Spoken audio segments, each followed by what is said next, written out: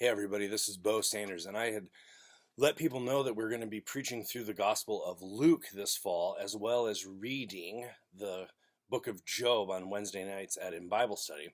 And I got a little question about utilizing NT Wright, and because he's more conservative. And so I wanted to address that and just let you know why I'm comfortable utilizing NT Wright's Bible series for everyone. So the issue is really that we have a post-evangelical crowd, and that's sort of our main conversation partner as a progressive church.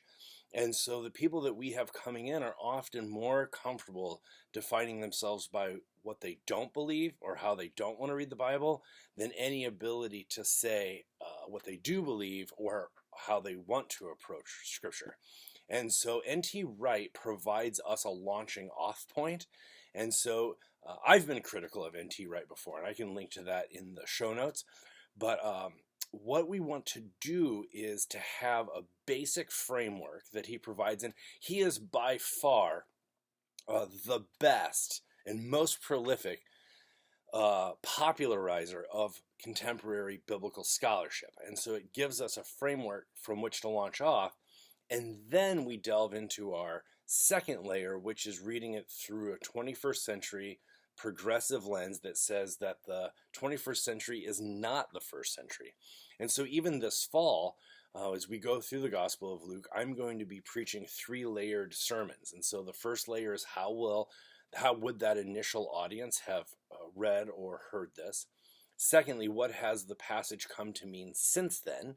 And then my third layer, which is where I get to be a little more adventurous, is I'm going to say, and what's the most this text can mean? What's the furthest we can take it?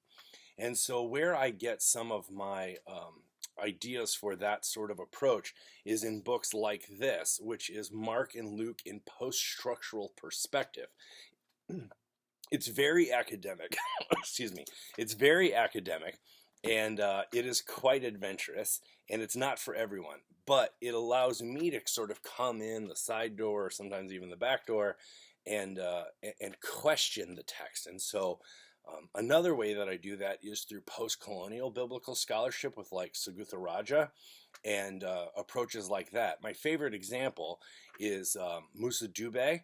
She's a post-colonial biblical scholar from Africa, and she has a reading of the passage of the woman at the well where Jesus is not the good guy.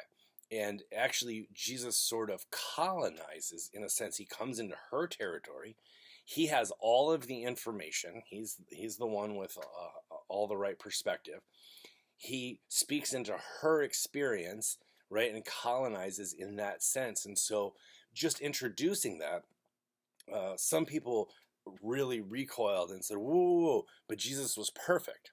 And so then we get into the conversation about that Jesus was also fully human, and that humans are deeply influenced by their cultures. And so that enculturated exchange that he had with this woman interculturally is informative in some sense.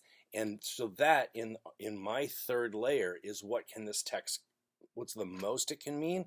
And so it can also become a case study in what not to do sometimes, or in cautions about how scriptures have been used in the colonizing era. And so I find that a very valuable thing. So layer one is what would the initial audience have read or heard? Number two is what has it come to mean since then? And layer three is what's the most it can mean? And that's why I have to go and look at more adventurous or academic sometimes approaches to biblical scholarship. But the reason that I am comfortable using the NT Wright as a launching off point is because it gives us a basic framework with which to understand that first layer.